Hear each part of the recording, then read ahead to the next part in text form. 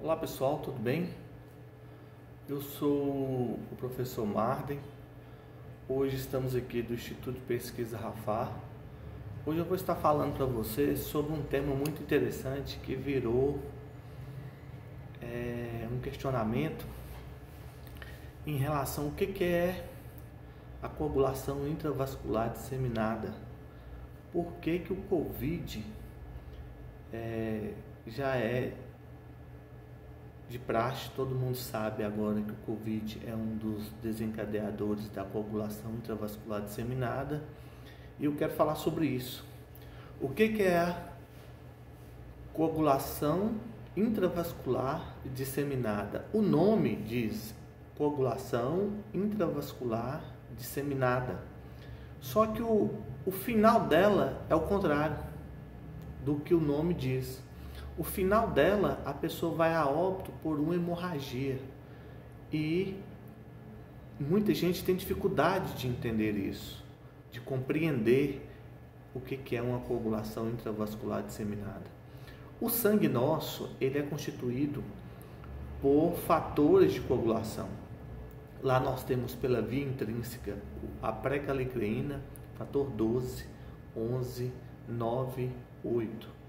E aí temos a via comum, que é o 10, o 5, o fator 3 e fator 4 plaquetário, a presença do cálcio. E aí desce protrombina, trombina, fibrinogênio e fibrina. Até a fibrina, do 2 até a fibrina, dá continuidade também na via comum. Essa via que eu disse, do fator 12 até o 8, é chamada de via intrínseca. A via extrínseca é constituída pelo fator tecidual, o fator 7, e ativa o 10, o 5 e o 10, o fator 3 e 4 plaquetário, também faz parte da via comum. A via extrínseca, Marden, é constituída de quê? Fator 3 tecidual e o fator 7. Esses fatores da coagulação, tanto da via intrínseca como da via extrínseca, eles têm o poder de coagular o sangue entre 30% a 45% do sangue. Tem o poder de se transformar em gel. O que é isso? De coagular. Os outros 60% a 70% não coagula, é água. Então, quando esses fatores são ativados por algum agente, eles consomem esses fatores da coagulação, esgotam eles, tanto o fibrinogênio como os outros fatores da coagulação, que o final vai dar em fibrina, e aí o sangue não coagula mais, e aí fica líquido, e aí começa a perder, e aí sangra pelo olho, nariz, boca, mucosa, por vários lugares, e a morte é por hemorragia, não por trombo. Só que como que você detecta se está ocorrendo uma coagulação intravascular disseminada? Foi observado hoje um exame que, quando o coágulo é formado, ele tem como finalidade ser destruído pela via fibrinolítica. Quem provoca a via fibrinolítica? Quando forma a fibrina, automaticamente a presença da fibrina ativa um fator endotelial chamado de fator ativador do plasminogênio. Esse fator ativador do plasminogênio transforma o plasminogênio em plasmina. E essa plasmina quebra e degrada a fibrina que foi formada no coágulo em dímeros chamados dímero X, E e dímero D. Então, o D-dímero, conhecido como dímero D, é um exame utilizado para diagnóstico também de coagulação intravascular disseminada. Esse exame, há muito tempo atrás, ele tinha um outro nome, que chamava PDF. O que é PDF? Produto de degradação do fibrinogênio. E era utilizado para diagnóstico de trombose venosa profunda e tromboembolismo, que no caso hoje é usado também o D-dímero.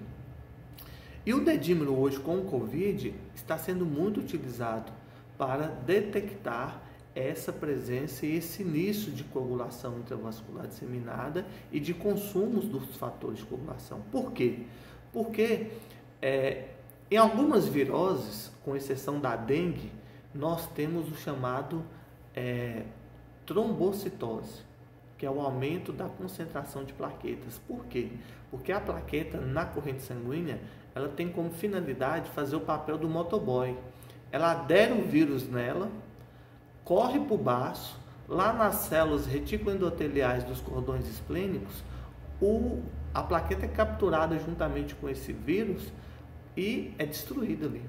Então, na dengue, você tem a plaquetopenia por captura do baço e você tem também a destruição dessa plaqueta pelo sistema complemento, se o paciente tiver anticorpos já para aquela dengue que ele teve contato antes. Então, o sistema complemento pela via clássica destrói essa plaqueta e leva à plaquetopenia. A dengue tem essa característica. Agora, no caso das outras viroses, não. Você tem uma plaquetose, você tem uma trombocitose, você tem um aumento de plaqueta.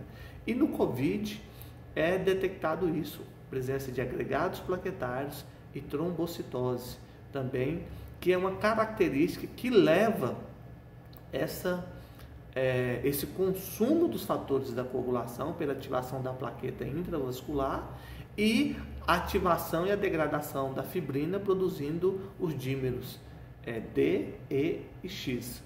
Marden, então quer dizer que o sangue só coagula de 30% a 45%? Sim. O restante não coagula, o restante é água. São produtos do metabolismo que tem que ter no sangue para fluir. O sangue não pode ser nem líquido demais e nem gel demais, porque se for gel, ele impede a fluidez. Se for líquido demais, o endotélio não segura, porque o endotélio é fenestrado, é cheio de orifícios e acaba que o seu endotélio não consegue segurar as substâncias presentes intravascular. Agora, uma coisa que você precisa saber é que, além do D-dímero, é também necessário fazer a dosagem do tempo de protrombina e a avaliação da atividade protrombínica e o RNI também, e deve fazer também o tempo de atividade protrombínica parcialmente ativada, para ver também a via intrínseca, correto? Que são 2 exames utilizados para avaliação da coagulação.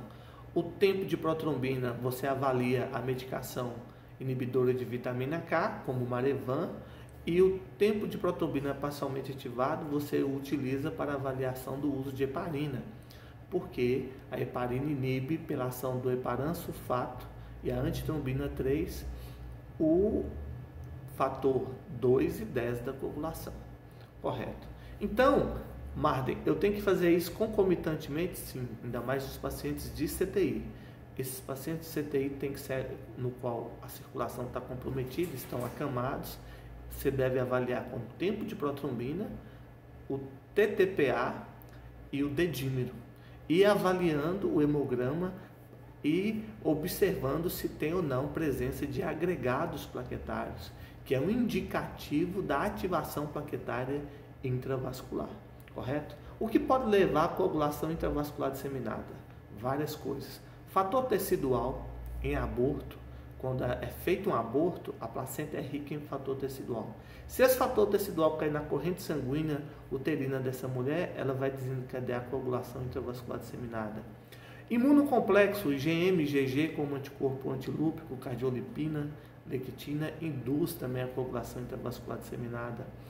Complexo bacteriano, como Staphylococcus aureus, ele tem uma enzima chamada coagulase, pode ativar a cascata de coagulação pelo fator 12 da coagulação e promover também a coagulação intravascular disseminada.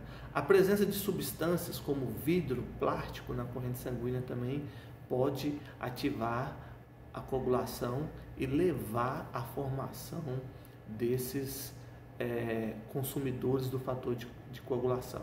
Outra coisa, lesão endotelial, no caso de arteriosclerose, o endotélio foi rompido internamente, ativa o fator tecidual expressa para dentro do vaso sanguíneo e ele consome os fatores da coagulação, levando também a coagulação intravascular disseminada. A febre, sim, a febre ativa o C3 do sistema complemento, o C3 converte C3 em C3b, o C3b cai sobre o endotélio, consome os fatores do complemento, ativando o C9 e lesando o endotélio e provocando a coagulação intravascular disseminada. Então a febre também é um ativador. A cinina, a bradicinina, ela ativa o cininogênio de alto peso molecular, que vai ativar a pré-calicreína, ativa o 12 da via intrínseca e faz toda a ativação da cascata de coagulação, também levando a coagulação intravascular disseminada. Então está aí mais um momento para que você aprenda com esse conhecimento e que qualquer dúvida que você tiver pode nos mandar aí no canal um oi, a gente responde, e até o próximo encontro.